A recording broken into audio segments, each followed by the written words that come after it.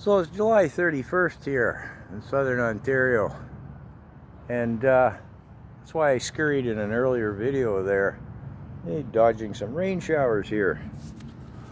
Now, is this the climate crisis? What do they call it now? The climate boiling. Well, I grew up in southern Ontario on a farm. We took our own hay in. You get a first, a second, and a third cut. You might not get a third cut if it didn't rain enough that year because, gee, the weather kind of is variable from year to year. I guess that's maybe new news now? I don't know. Anyways, hay's got to be dry enough when you put it in. If you put it in the barn too wet, it can ferment, create heat, it can spontaneously combust. There's been a few barns lost that way over the years. They didn't used to have moisture meters in those days. I remember once when I was a kid, I was maybe about 10. I got home from school considerably earlier than what my dad did from work. It was threatening rain. We had the hay baled already. So I got on the phone. I phoned all the older kids that Dad would hire every year to help take in the hay. And he came home from work, and I was like, oh man, I got them all working. You got to pay them. So anyways, nothing new with roving rain and thunderstorms in southern Ontario in the heat of summer. Nothing new here at all. Now, the latest is, it's not just a climate crisis anymore, it's the climate boiling. This from the chief of the UN. Well, we know the UN is the WEF. There's no doubt about that. The Celtic Canuck is covering that in her WEF series right now. And you can check it out yourself. You can go to the WEF website and you can go to the UN website. You'll see the same names and faces in both places. They're one entity. Yeah. They're all headquartered in Switzerland. But anyways, the climate boiling. Well, recently you may have seen it on CNN. I was refreshed on this in the comments, although I'd seen it myself.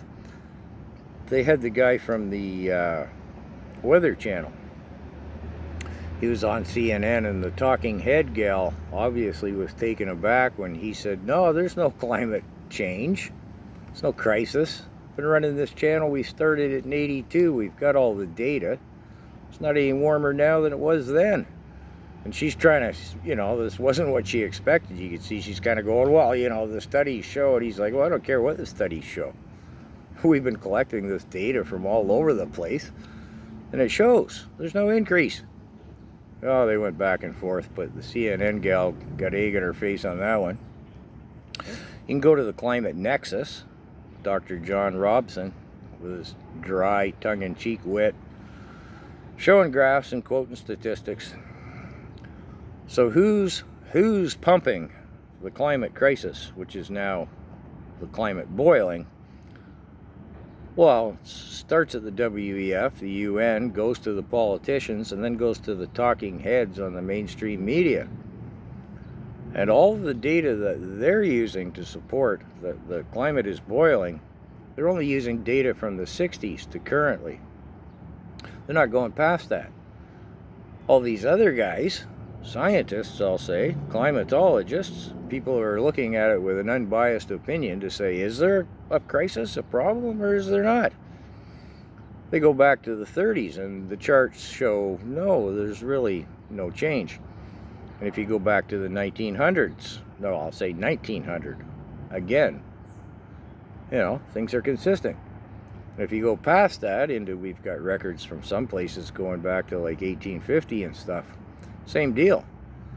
The only statistics they can use are cherry-picked from the 60s in certain places, omitting certain years, to justify that the climate is boiling.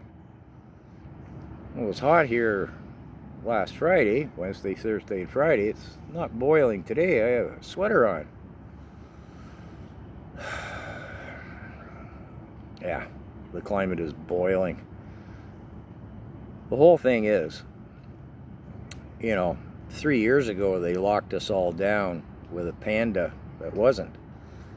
Now people, a lot of people, most people, everybody except the people you see still wearing a face diaper, have realized there was an agenda behind that served them and doesn't serve us. Could there be an agenda here that would serve them and not us?